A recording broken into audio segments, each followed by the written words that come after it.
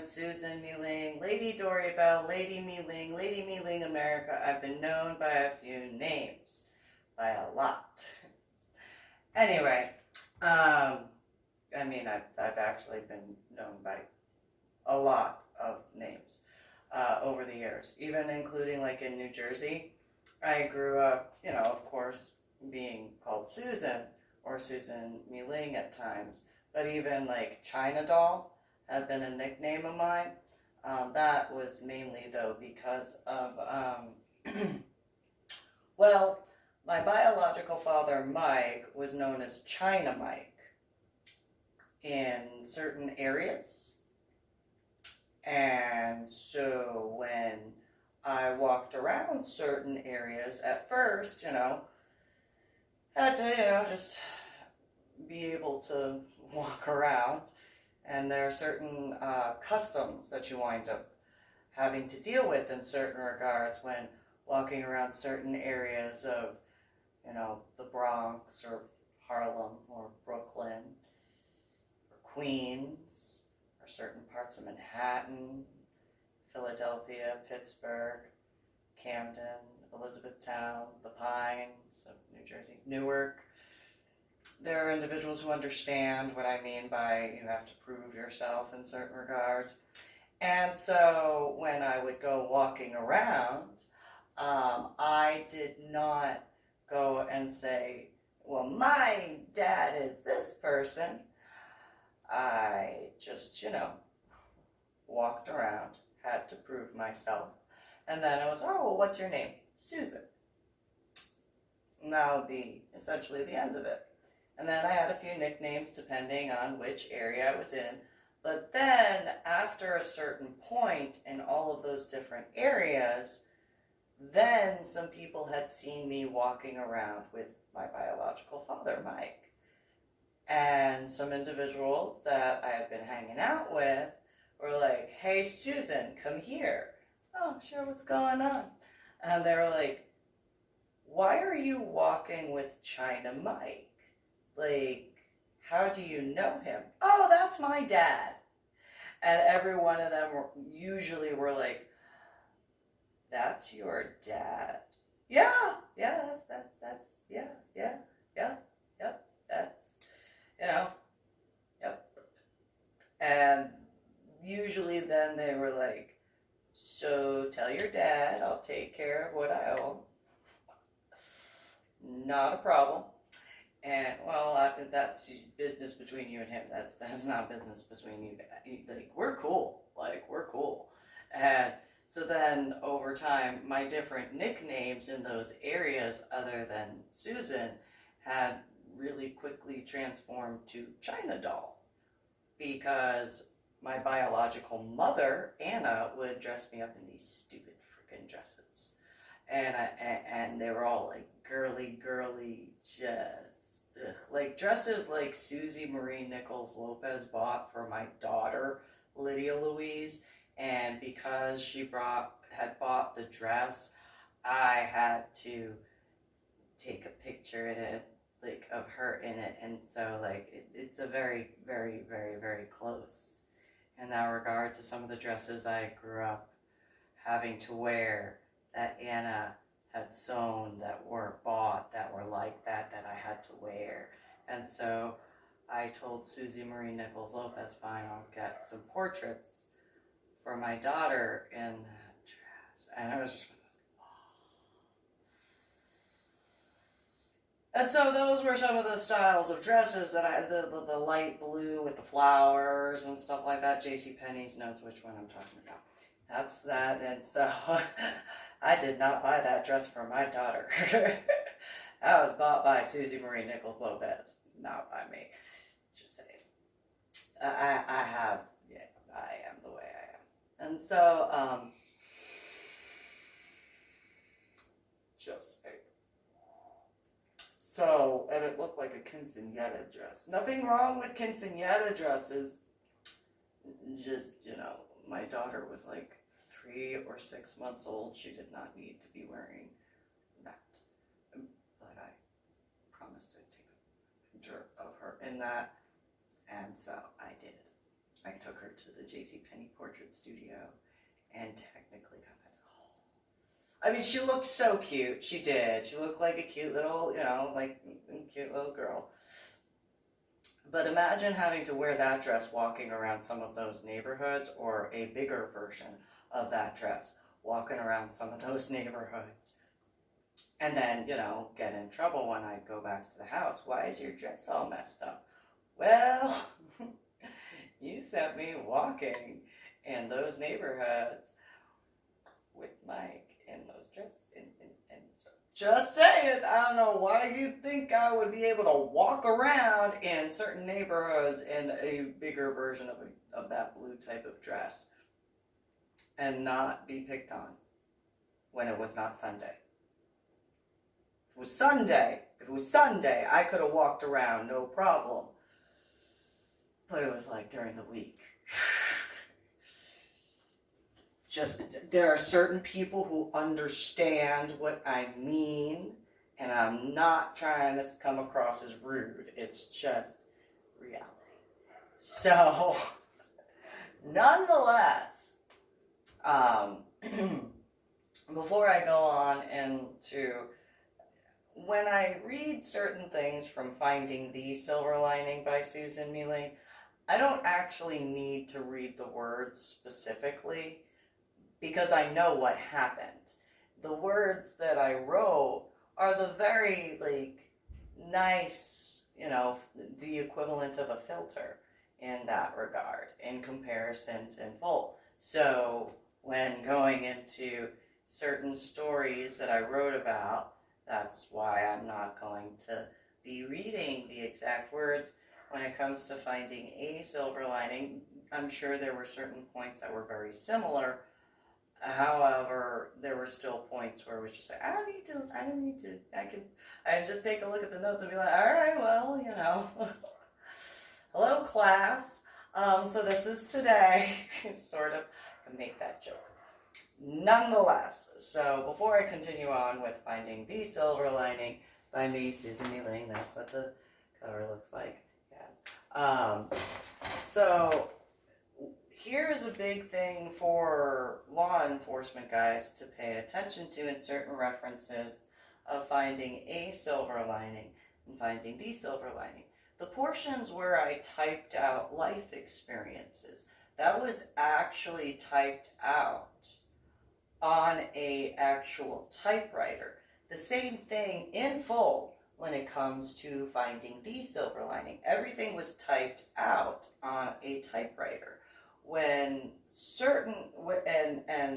when I had gotten into more detail in regards to Finding a Silver Lining, I had retyped what I had typed as far as the typed pages, with an actual typewriter. That's why it actually looks like typewriter typing, because it was done by a typewriter and not by, using the computer. And for a lot of the pages, actually, my now ex-boyfriend, Jesse Lieber Hoover Jr., had done some program thingamabob where the text words could be moved to the Word, or I think it was Cisco was the aspect, document. And so in regards to the aspects when it comes to the emails, that sort of stuff, there you go.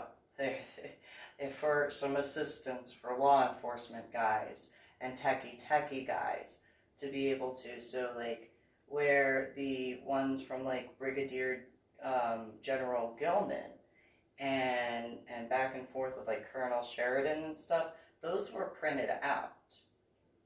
And then the regards of the ones from Don Rink and McCoy Elementary School, those were copies that were given to me by Carrollton Farmers Branch Independent School District. So if anyone of the school were like, oh, well, we didn't give that to her, you're right, you didn't. Carrollton Farmers Branch Independent School District's lawyers did.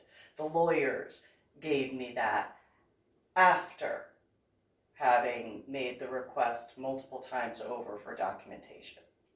So those, as far as like NSA guys, Geek Squad guys, Best Buy guys, all those guys, very much be able to be like, no. I, like, in reference to me, could not do that hacking thing. Like, just, no. I have a hard time figuring out, like, just signing into my cell phone. Websites are more difficult than that. I'm just saying. I'm just throwing that out there. I don't know by how much more difficult, but probably. So, you know, I am not that type. It's cool that there are people who can do that. I am not one of them. I'm just saying. I cannot, I am incapable of that. That's just, I dealt with some stuff today, and I was trying not to be a whiny little baby about it. But it was very, very difficult. And so just to sign in, literally just to sign in, could not, it took a very long time.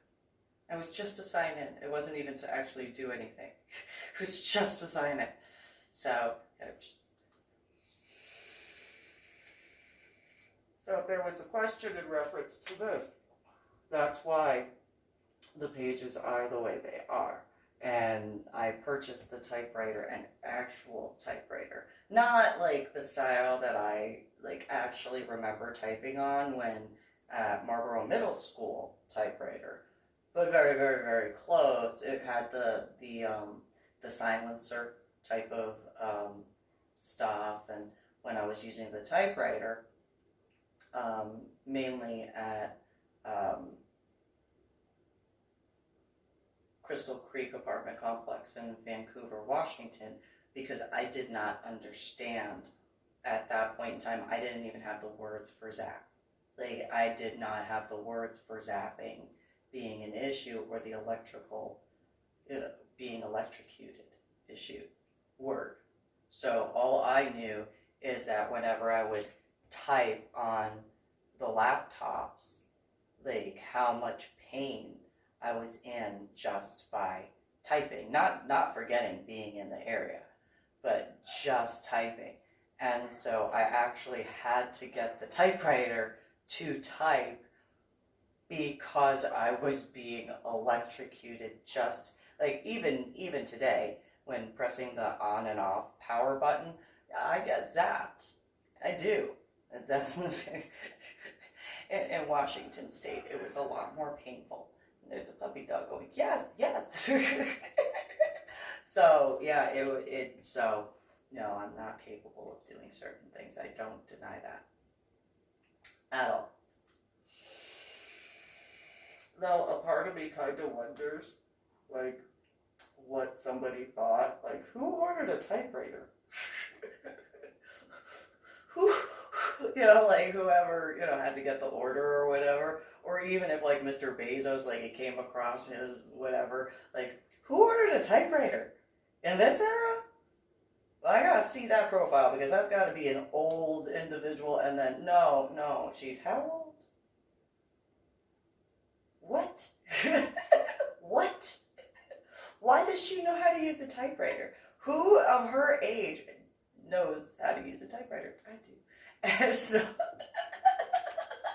though I still attempted to do extra silencing stuff when I was in Crystal Creek apartment complex. I got the extra thick, like professional grade mats to put underneath the typewriter, so that way it didn't make any extra noise. And even though it already had the sound reduction, made sure it could have more sound reduction. I mean, to the point where I barely heard it as I was typing. So in regards to what I dealt with, from the apartment underneath mine, just saying, did not make sense. Did not make sense at all. Goes back to that whole somebody not taking no for an answer. But I didn't even realize that was the issue until my now ex-boyfriend pointed that out.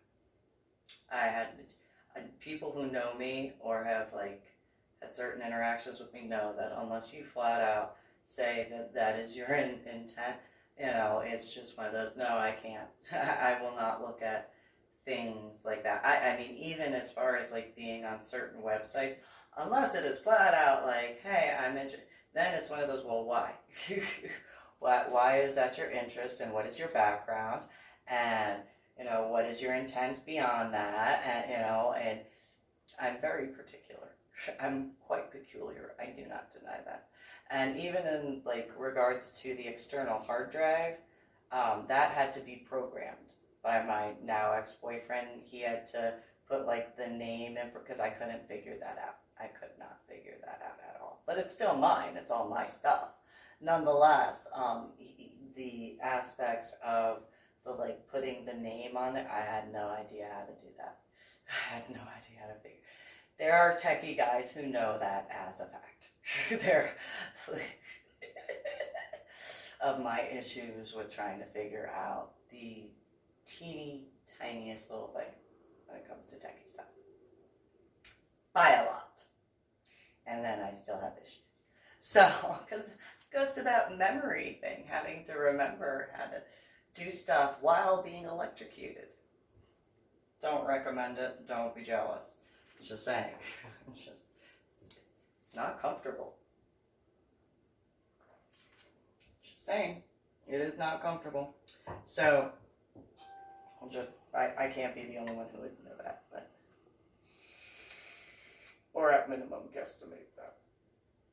So, I'm going to go and discuss in regards to, and as far as the typewriter stuff, in comparison in specific to finding the silver lining comparatively to finding a silver lining, if that gives like techie and law enforcement guys some understanding in that regard, there you go on that. You know, hopefully that helps in that reference point. Because I'm sure that might have been a question in certain regards. So, but then again, there was also the aspects of the typewriter tape. And when I threw it away, that's something completely different. That has nothing to do with techie stuff by technicalities.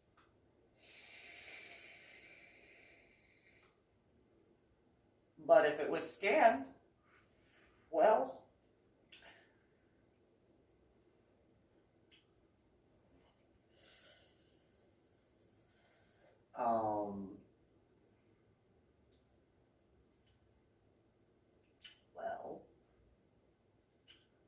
think if somebody,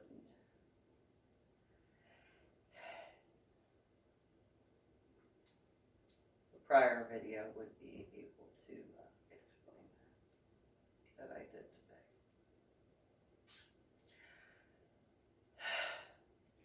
Anyway, so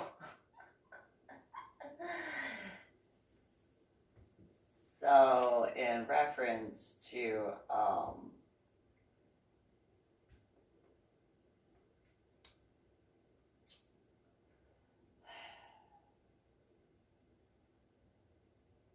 yeah, I did those codes. That's not the same type of code as far as techie codes, obviously. Anyway, so today is the 9th of May, 2020, and gave myself a haircut and dyed my hair. Did it myself. Lindsay, I miss you so much. I miss getting my hair waxed. Just saying. So, just saying. Just throwing that out there. Anyway, plus I can't get every piece correctly. Anyway, so in regards to my ex-in-laws is where I'm going in reference to this particular video thing. So there was, before I get to the revolver issue, in regards to my ex-sister-in-law, Mary Evangelina Nichols Osteen, my ex-mother-in-law, Grandma Nichols, Lydia. Not my daughter, Lydia.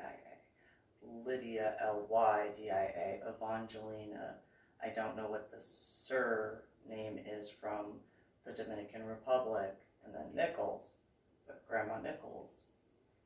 She thought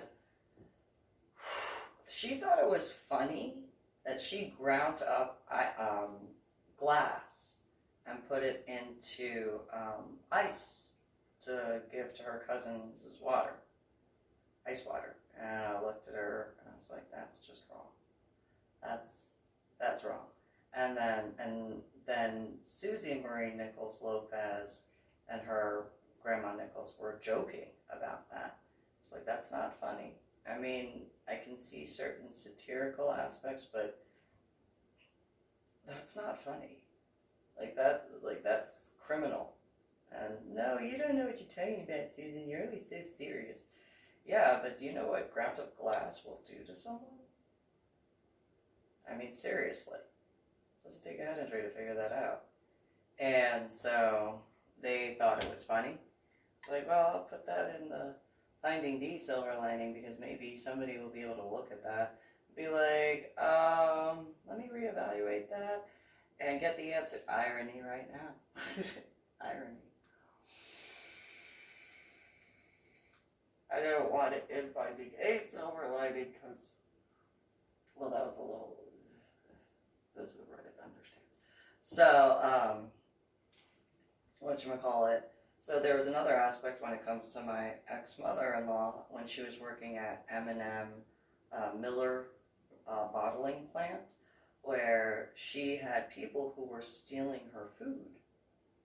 And she put her name on it, and instead of the people like leaving her food alone, they would still eat it. And so what she decided to do was put two whole boxes of chocolate X-Lax into one box when cooking a box of brownies. And then there were, obvious issues in regard to that. And I told her that seemed like criminal behavior, but she said that she didn't have to worry about people stealing her food. It's like, yeah, I guess. Technically. However, what did your company think about that? And she said, well, what do you mean? And I told her, you should have gone to your manager or supervisor or so on and so forth. And she said she didn't want to deal with the hassle of the paperwork. And I said, well, that probably would have prevented certain issues. And not forgetting the health issues that could come from that. And so she also had issues, meaning Grandma Nichols had issues of people stealing her feminine products. So what she did was put fiberglass, like insulation fiberglass, into the tampon and pads for feminine products. And I looked at her and I was like, that is so wrong. And she goes, well, nobody had stolen my stuff between the X-Lax and that. And I was like, isn't there like another way you could have done something instead of that? She said no, and I was like, okay, well, I mean, all right, that's to each their own, I guess. Don't think that your company would really appreciate that. Especially if the workers had to leave because of what you did. And Grandma Nichols laughed, and she was like, yeah, it was funny. And I was like, no, it's not funny at all. That's not funny in my opinion. Now, obviously, I don't own the company. However, I also don't run it or anything like that. But the point being, I'm sure that Miller, Budwiser, bottling, M&M, whatever, probably wouldn't be too happy with that. Probably not. Probably not.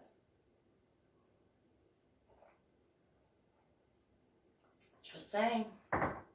Could be wrong. But she did that in her house. And then brought it in. Like, that's just...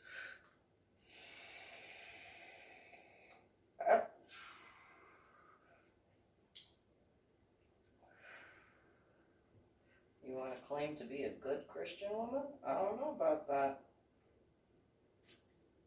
I don't know how you consider yourself a good Christian woman doing something like that. And Grandma Nichols was like, oh, you know, whatever. And I'm like, yeah, a God-fearing Christian would never have done that. Ever. And she just kind of looked at me and she's like, oh. I was like, yeah. Probably shouldn't do that again. Not gonna. Yeah. Better not. And, you know,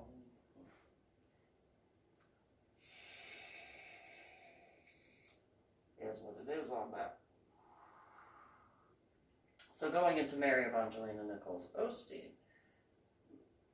my ex-sister-in-law, she is the one in reference to the story of Revolver and finding the silver lining by Susan MeeLing. Mary Evangelina Nichols Osteen had told me that she thought it was funny that there were two different incidents where she had held a revolver at someone, and when she told me this, I looked at her and I was like, I don't understand how that's funny. I don't understand that. That doesn't seem like that's funny. That sounds like attempted murder, realistically. And so Mary Evangelina Nichols Osteen, she told me when she was living in Macon, Georgia, in the house before living at Warner Robins Air Force Base, that there was a guy who knocked on her door. And when he knocked on her door, she answered it. And he had said, you know, he needed to use the phone because of his car breaking down. And so Mary Evangelina Nichols Osteen said she had allowed him into the house. And then instead of bringing the guy the cordless phone to make a phone call, she had let him use the landline, which was still a cordless phone, but then held the revolver at his head and had kept him there while he was making the phone call to attempt to get help. And I looked at Mary Evangelina Nichols Osteen when she told me this, and I was like, why would you do that? Like, where do you see that as a normal thing to do? And, you know, she had told me, oh, you just care too much. And I was like, yeah, if that's what you want to call it. I mean, I would think that, like, if that guy ever made a police report or told somebody or a bunch of people that you did that, you could get in a lot of trouble, because I don't think there's a statute of limitations when it comes to attempted murder. And Mary Evangelina Nichols Osteen laughed at me, and she told me that I was being overbearing and caring too much and stuff like that. I looked at her and I was like, yeah, if that's what you consider overbearing and caring too much, okay. Or it's this whole thing, I don't ever want to go to prison and I don't ever want to go to jail thing, and that sounds like something you'd go to prison for, not jail. I mean, you might go to jail first before you go to prison. But either way, I don't want to go to either. So if you'd prefer that for you, that's a you issue and that's not a me issue. And Mary Evangelina Nichols Osteen told me this in the front yard of Grandma and Grandpa Nichols' house. Grandpa Nichols was outside when she was talking about that and just looked at me. I looked at him and he just, I can't believe that that's my daughter. And I looked at him and I said, yeah, but you're only part of that equation, so don't, hold yourself too much accountable. And Grandpa Nichols, he walked past me and he goes, I have been disappointed in that one so many times. And I was like, yeah, there are a few other reasons why you should be disappointed in her. that's like one of the lesser aspects of why you should be disappointed in that. Just saying. And so the other time, Mary Evangeline, and he agreed. Oh, Grandpa Nichols very much agreed. He just was like, I can't, I don't want to hear anymore. But he was there when Mary Evangelina Nichols Osteen was joking with Susie Marie Nichols Lopez, her sister, in front of Grandpa Nichols, as well as both of their sets of children. And my son and my daughter were 2 and 1 years old, or a little bit, maybe a little bit less than that, or something.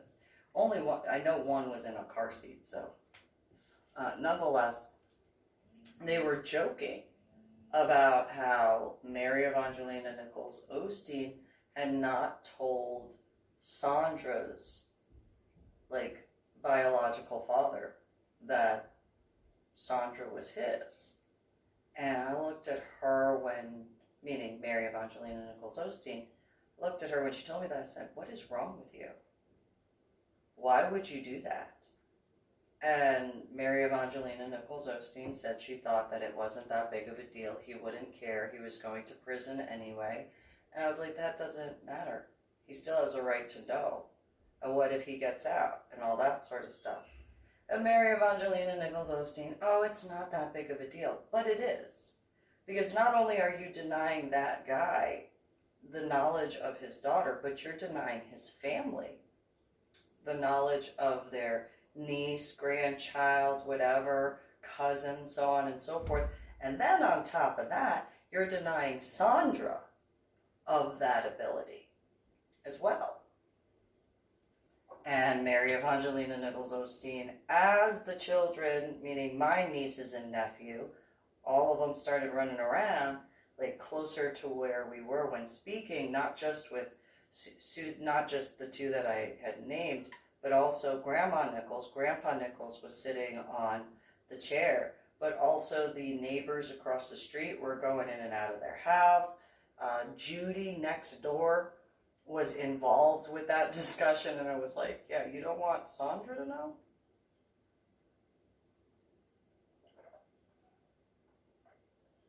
As your daughter Sandra and her cousins are running around as you talk about that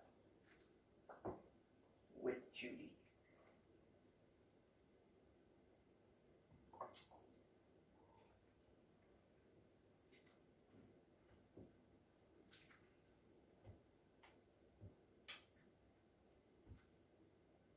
Just saying.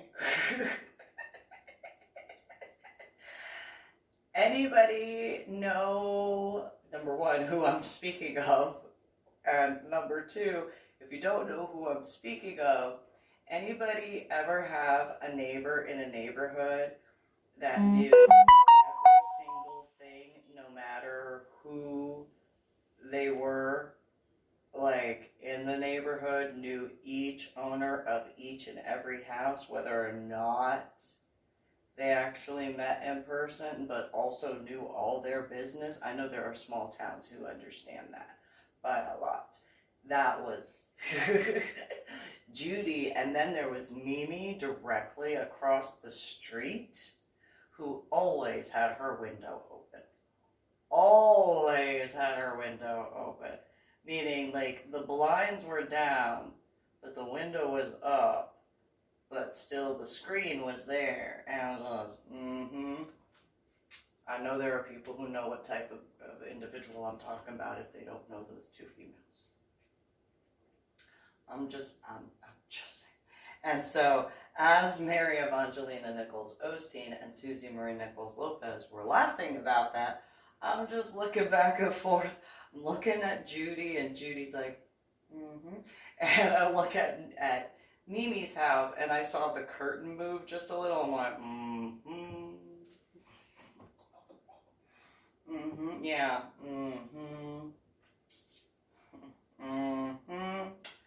yeah, you are, yeah, you're, ooh.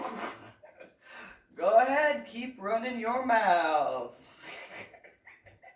You grew up in your teenage years in this neighborhood, and you literally were complaining inside of the house about those two females as you were speaking with them about information you do not want your daughter to know, as your daughter and your cousins or her cousins are running around as you talk about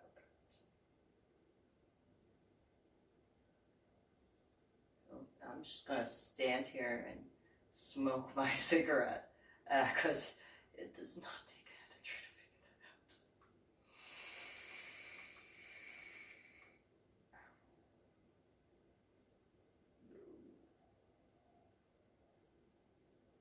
that out. And so I had inevitably asked Mary Evangelina Nichols Osteen if she had told anyone else, and she was like, well, yeah, but nobody will tell. Oh, okay. Sure.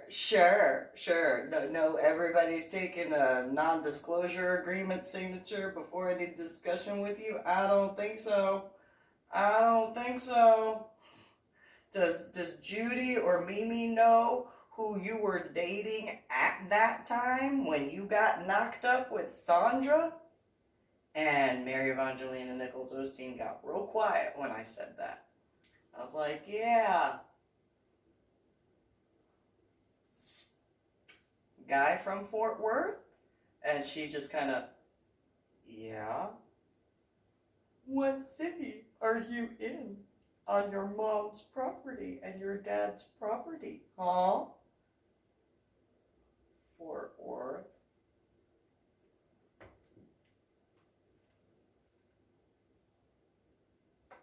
Did not make any sense to her. She did not see that correlation at all. I was like, all right, well, look over at Grandpa Nichols, because he would go in and out of the house, and I was like, there's another reason for you to be embarrassed.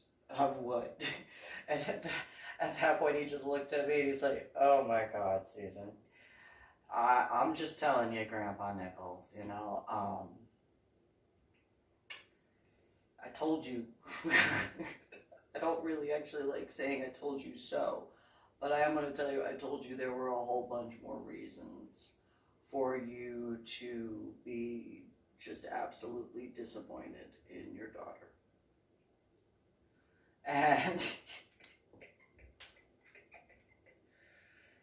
at that point, he said that he was going to go and speak with his family after hearing Mary Evangelina Nichols Osteen talk about Sandra's biological father. And I looked over at Grandpa Nichols. I'm like, have fun with that discussion. Good luck, because that sounds like that's going to be an issue. Hopefully it doesn't go too badly. But both Grandpa Nichols and I agreed that Mary Evangelina Nichols Osteen should have told Sandra Marie Osteen's biological family. Whether or not the dad was in prison or went to prison, it doesn't change the fact that that should have been at least informed of the family. And Grandpa Nichols and I, we were like, here on that. Just one of those, okay, whatever. So then Mary Evangelina Nichols Osteen told me about the other story with the same revolver, where she had been in the same house in Macon, Georgia, the one before going to Warner Robins Air Force Base housing, and she would allow her dog Elvis, a bloodhound, to be sitting or lying down on the front porch. And one day she went outside and Elvis was gone, and she heard Elvis's bark in somebody else's area. And when she was telling me that, I look at her and I go, how could you distinguish his bark from another bloodhound's bark? Because that particular breed, they all pretty much sound the same.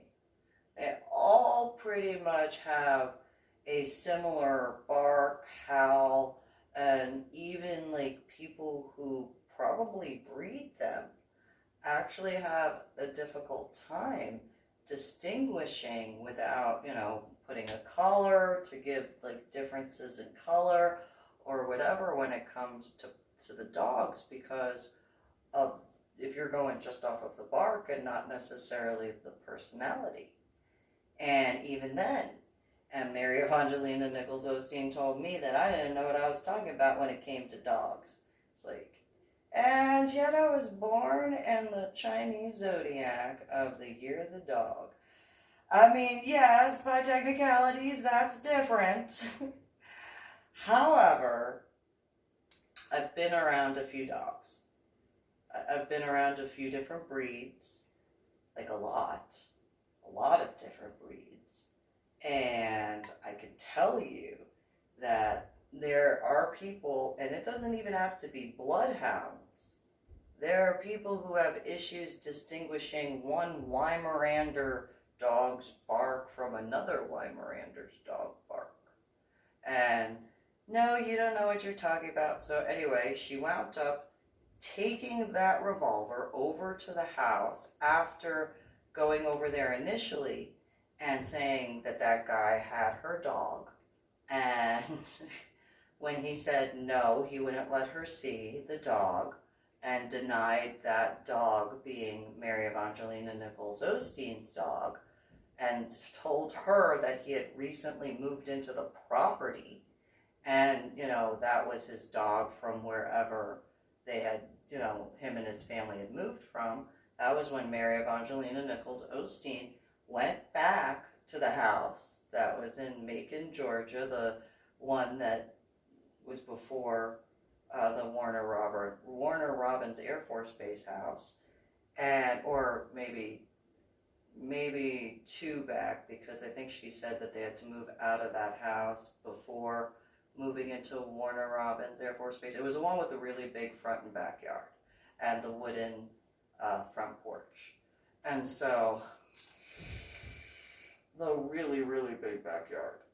And Mary Evangelina Nichols Osteen said she went over to that guy's house with the revolver the second time, and when he opened the door, she had the revolver pointed at him to take his dog. And I told her, you stole his dog at gunpoint? Like, what is wrong with you? Mary Evangelina Nichols Osteen said, no, that wasn't that guy's dog. That was her dog. And I said, did it have the same collar? And she said, no, he could have gotten a new one. I said, you're kind of correct on that. However, was the personality the same? And Mary Evangelina Nichols Osteen said, well, no. Oh, well, how was it different? And Mary Evangelina Nichols Osteen said that that dog would not stay outside the way that Elvis used to, and that he would go to she had to re-potty train the dog. And I'm like, so you stole that guy's dog at gunpoint? And Mary Evangelina Nichols Osteen said, no, I did not. Yes, you did. You took his dog from him and his family. That's what you did. And she just, no, I did not. Yeah, you did. Yeah, you did. You took that guy's dog from him and his family at gunpoint, after having done what you did to Sandra Marie Osteen's dad and his family. And Mary Evangelina Nichols Osteen looked at me and she goes, you just are so ridiculous. Actually, this situation happened after my dead ex-husband had died. It was during the time frame of all that. I apologize, that's my mistake. Though Grandpa Nichols was still alive. And so I tried explaining that was just, it sounded like so many laws that were broken by a lot. Not just like moral laws in regards to denying Sandra Marie Osteen of knowing her biological father's family, but also denying her biological father's side of the family from getting to have that time with her.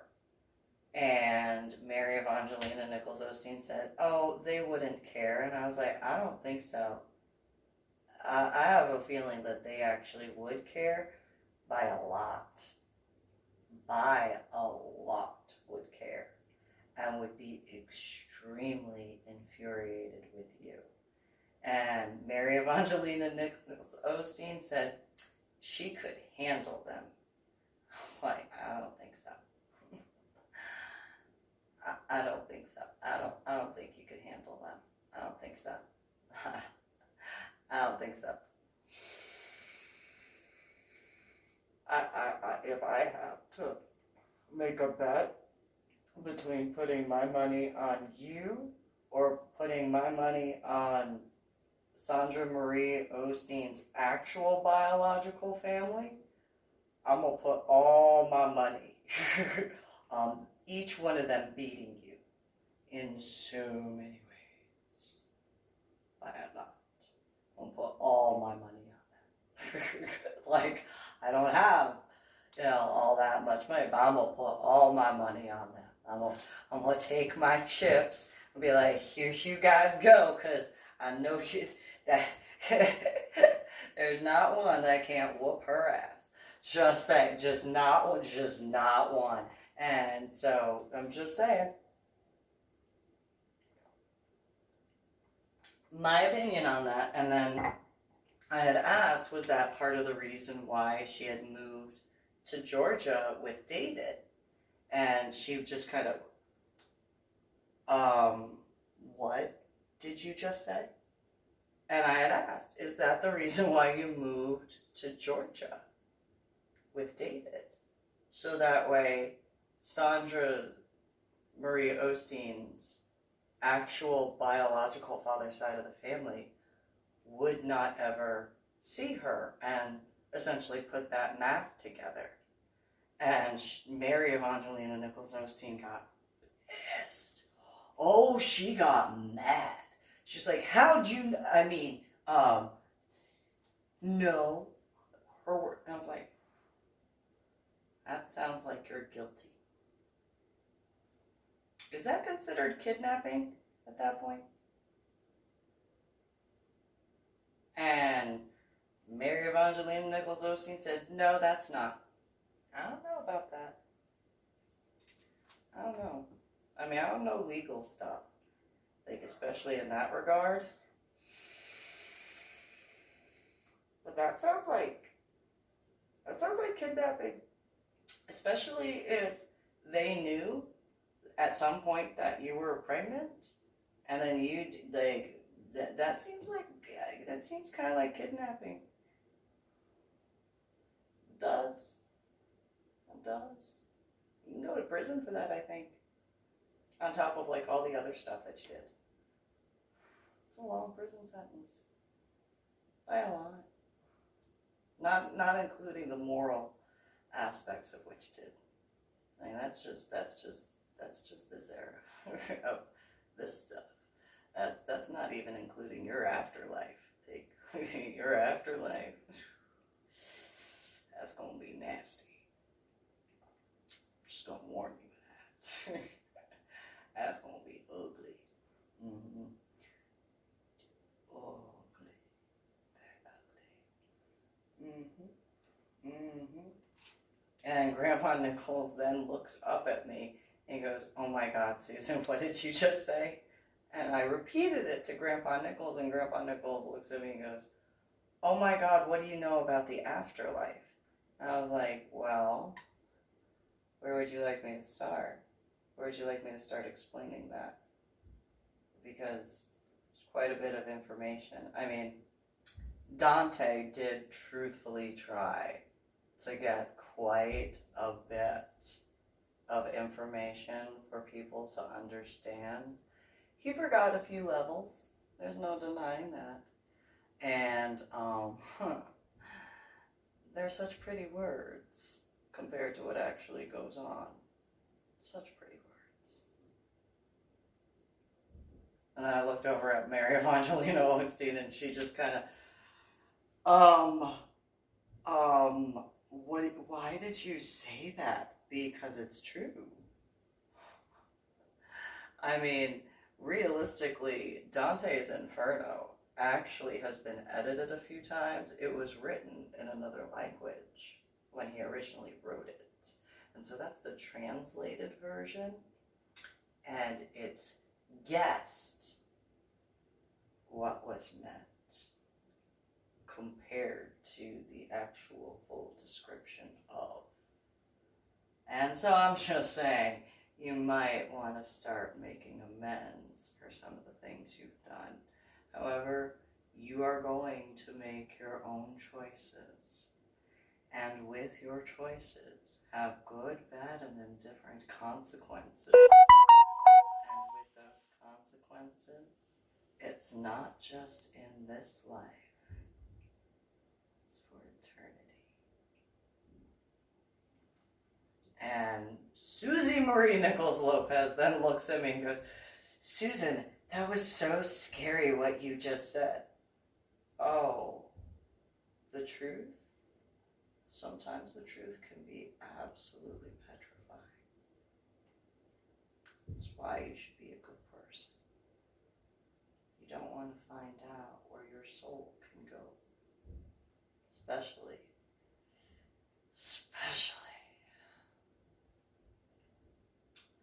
if you do certain things. There are more than 9 levels of hell, by the way. There's a special place for certain types of people. And Mary Evangelina Nichols Osteen looked at me when I looked at her, and she was like, you don't know what that is. And yet I do. And here's a quick little funny point. There was a guy that I was engaged to.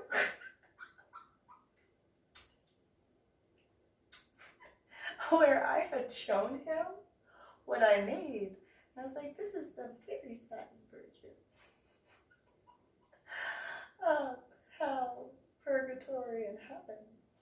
It's the fairy size version. It's the fairy size. You know what? Like, I could have made hell as far as the bed so much worse than what I did. But, you know, I already was getting looks at Home Depot. So, you know. One thing. I had some fun. We had fun. He decided to stay in heaven from then on. He did not want to go to hell. I recommend, if you don't want to go to hell.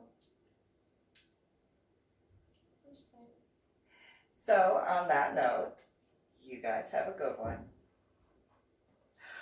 It's not a big yes in regards to different information from there. A good one.